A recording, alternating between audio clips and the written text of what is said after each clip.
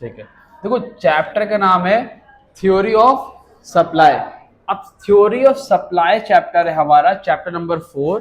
अब chapter number 4 में सबसे पहले अगर सप्लाई की बात करें तो इसमें क्या चीजें से क्या होती है। ठीक है, देखो सबसे पहले सप्लाई का मतलब अगर बात करें तो ये बोलते हैं, ठीक है, क्या चैप्टर है, चैप्टर नंबर 4, इसका नाम क्या है, theory of supply. refers to the quantity of a commodity which a firm is willing and able to offer। दो वर्ड याद रखना, दो चीज। पहली चीज, जब भी सप्लाई चैप्टर पढ़ेंगे तो सबसे पहले हम लोग अपने आप को प्रोड्यूसर समझेंगे। क्या समझेंगे? प्रोड्यूसर का मतलब होता है जो सामान प्रोड्यूस करता है। ठीक है, अब प्रोड्यूसर के पॉइंट ऑफ व्यू समझोगे तो प्रोड्यूसर का काम क्या होता है, सामान प्रोड्यूस करना, सप्लाई करना।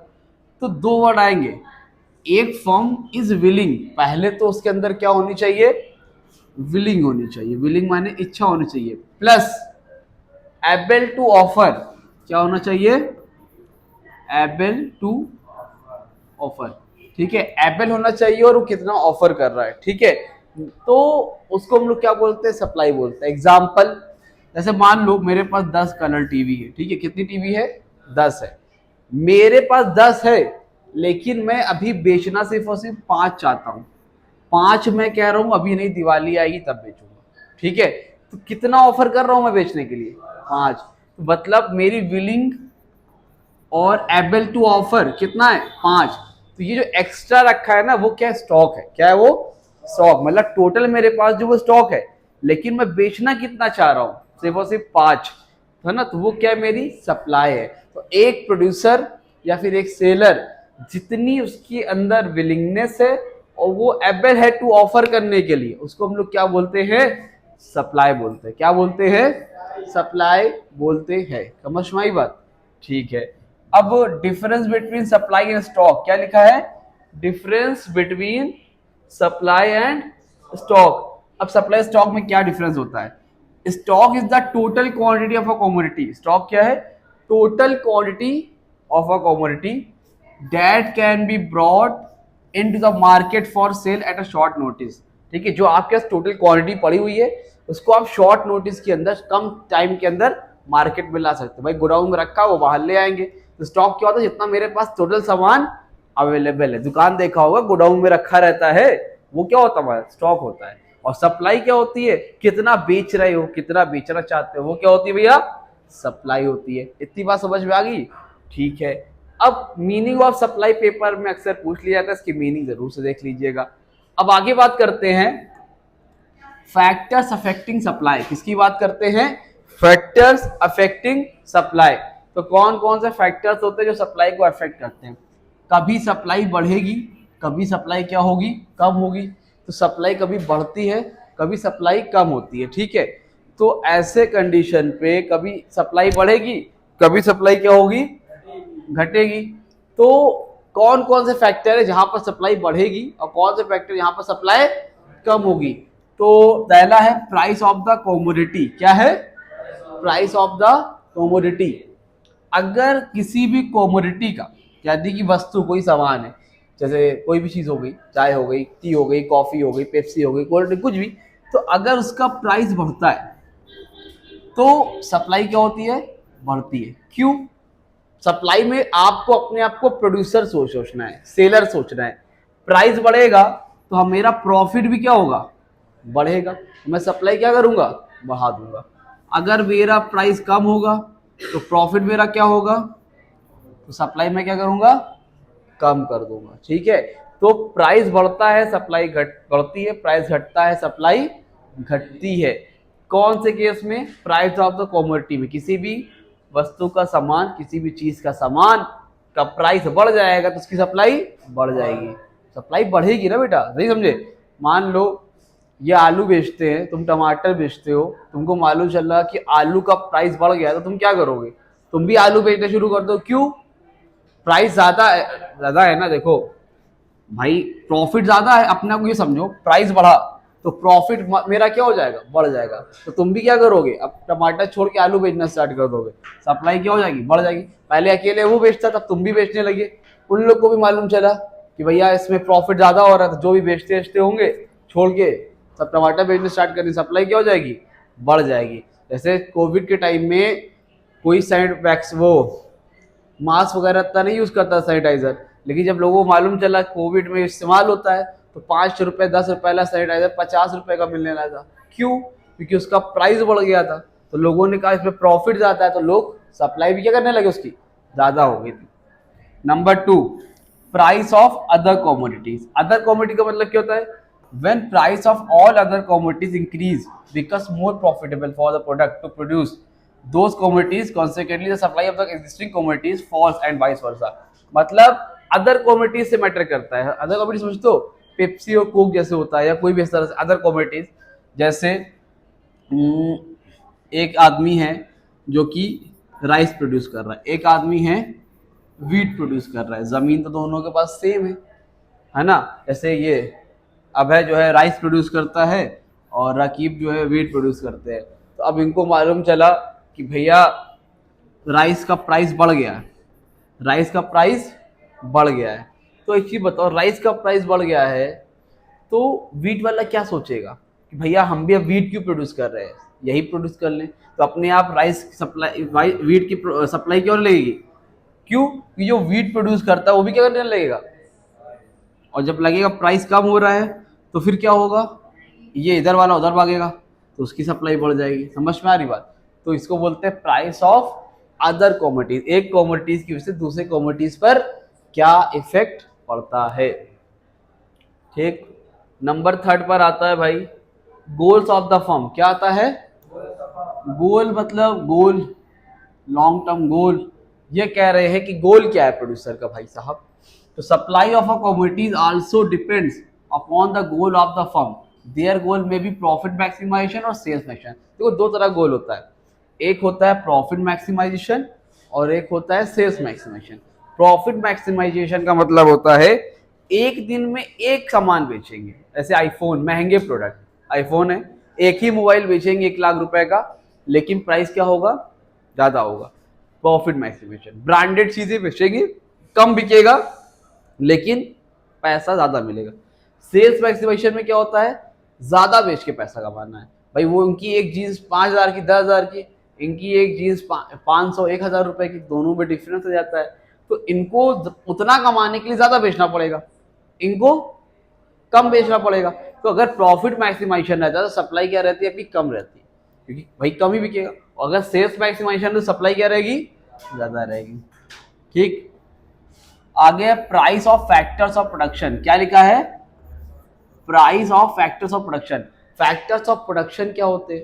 फैक्टर्स ऑफ प्रोडक्शन, जैसे मान लो ये फर्नीचर है, तो इसको बनाने के लिए क्या चाहिए होगा, लैंड किराए, कहीं ना कहीं जमीन लोगे किराए पे, फिर लेबर चाहिए बनाने वाला इंसान, फिर कैपिटल चाहिए पैसा, लैंड लेबर कैपिटल सारी चीजें लगेगी नहीं लगेगी। तो फैक्टर्स ऑफ प्रोडक्शन लगते हैं, समझ रहे हो? फैक्टर प्रोडक्शन समझे, लैंड लेबर कैपिटल सारी चीजें क्या होती है, फैक्टर्स ऑफ प्रोडक्शन होती। अगर फैक्टर्स ऑफ प्रोडक्शन महंगे हो गए तो सप्लाई क्या होगी, कम हो जाएगी। क्या हो जाएगी? आप समझो लकड़ी से मेज बनाते थे, यही टेबल पहले 2,000 की बन जाती थी, अब 4,000 की बनती है, बिकती वही 4,200 रुपए की। तो प्रॉफिट क्या हो रहा है, उतना ज्यादा नहीं हो रहा है। फैक्टर्स ऑफ प्रोडक्शन इतना महंगा हो गया है, लेबर 500 रुपए लेता था, अब 800 रुपए ले रहा है, तो बनाने में महंगा हो रहा है। और कंपटीशन इतना है कि हम बहुत ज्यादा प्राइस नहीं बढ़ा सकते, नहीं दूसरी दुकान से ले लेंगे लोग। तो जब फैक्टर्स ऑफ प्रोडक्शन भैया आपके महंगे हो जाते हैं तो सप्लाई अपने आप कम हो जाती है। जब फैक्टर्स ऑफ प्रोडक्शन सस्ता हो जाए, लेबर वगैरह सब सस्ते में काम करने लगे, तो सप्लाई अपने आप क्या हो जाएगी, बढ़ जाएगी। क्या हो जाएगी, बढ़ जाएगी। आई बात समझ में भैया? ठीक है।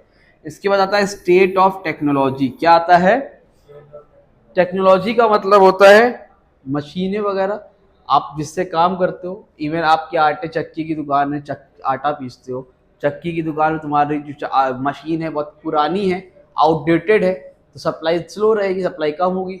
लेकिन नई चक्की है, नई मशीन है, तो सप्लाई क्या रहेगी, ज़्यादा रहेगी। जो भी बनाते हो, चप्पल बनाते हो, जूता बनाते हो, शूज़ बनाते हो, कपड़े बनाते हो, मशीन से बनाते हो, अगर तुम्हारे पास टेक्नोलॉजी अच्छी है तो सप्लाई भी क्या रहेगी, ज़्यादा रहेगी। टेक्नोलॉजी खराब है तो सप्लाई क्या रहेगी, कम रहेगी। बना के लिख दिया करो, in the point of state of technology, the technology is good, then supply will be more, and the technology is not so good, then supply will be less। आई बात समझ में? समझे वर्मा? देखो इधर 5 पॉइंट ही है, 5 पॉइंट ज्यादा नहीं पूछता, ये 5 पॉइंट याद कर लीजिएगा। ठीक, चलो यहाँ तक कोई दिक्कत कोई परेशानी नहीं। एक टॉपिक पढ़ा दो फिर आराम से लिखते रहना। इसके बाद आता है हमारा लास्ट टॉपिक आता है जिसमें इसका नाम है प्यारे बच्चे अजीम, इधर देखो क्या नाम है उसका, लॉ ऑफ सप्लाई। क्या है? Law of supply. अब लॉ ऑफ डिमांड था पहले, अब कौन सा लॉ आ गया है? Law of supply. ठीक है, क्या आ गया है? अपने आप को क्या समझते हो इस चैप्टर में आप लोग? Producer seller. तो भैया अगर प्राइस बढ़ जाएगा उम्रा तो प्रॉफिट भी मेरा क्या हो जाता है? बढ़ जाता है। हम ये मानते हैं प्राइस बढ़ गया प्रॉफिट बढ़ गया। अभी कोचिंग की फीस मान लो हमने एग्जाम्पल दिया 2000 रुपए, अब 2000 से वो कहीं मान लो 10,000 हो गए एग्जाम्पल के लिए। ठीक है, तो जो लोग इंजीनियर होंगे कि चलो भैया छोड़ो नौकरी यही काम कर लेते हैं, पढ़ा के एक बच्चे 10,000 मिल रहा है, 10 बच्चों पढ़ाएंगे 1 लाख हो जाएगा, तो सप्लाई क्या हो जाएगी? फिर अगर 10 कोचिंग होगी तो 25 हो जाएगी। क्यों? क्योंकि प्रॉफिट क्या होने लगेगा? ज्यादा होने लगेगा। तो प्राइस बढ़ा तो प्रॉफिट बढ़ता, सप्लाई अपने आप क्या होती है? बढ़ जाती है। अभी 20-20 रुपए फीस हो जाए एक बच्चे की तो प्रॉफिट अपना सप्लाई अपने आप क्या हो जाएगी?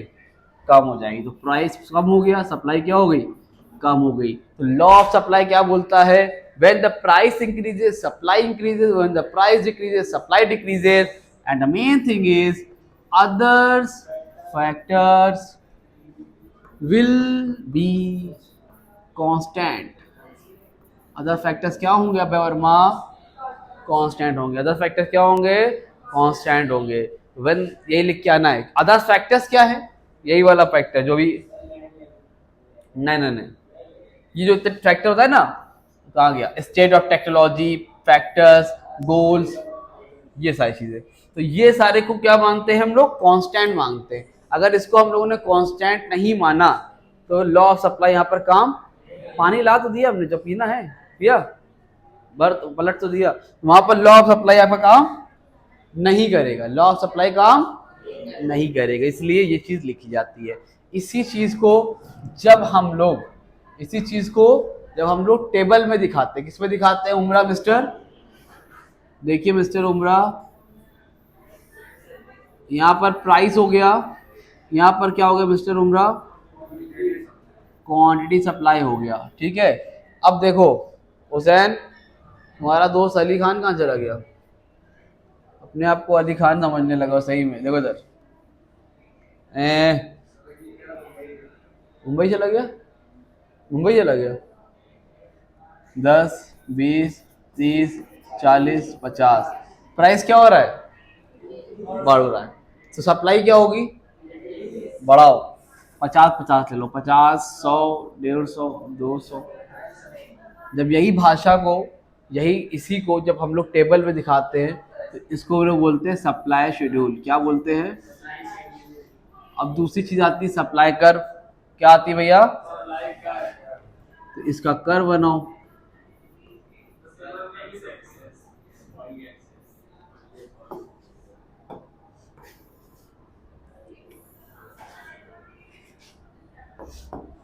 एक्स एक्सिस है,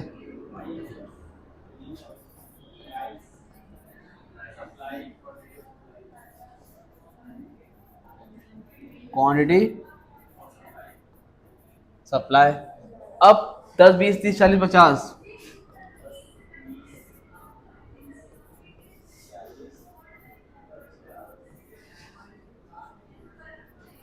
50।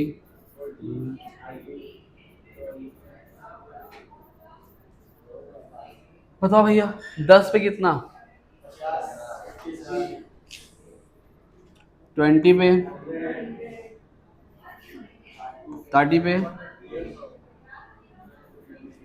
40 पे,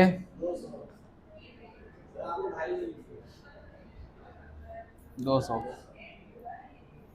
50 पे। ये क्या आपका सप्लाई कर्व? सप्लाई कर्व कैसा बनता है? अपवर्ड बनता है। कैसा बनता है?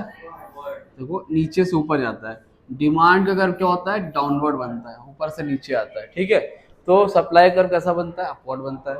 ये सप्लाई शेड्यूल हो गया, सप्लाई कर्व हो गया। आपका 40% चैप्टर यही है जो कि हो गया। ठीक है, इसको देखिए, नोट करिए, कोई दिक्कत हो तो फिर बताइए। ठीक, चलिए नोट करिए difference between supply and stocks.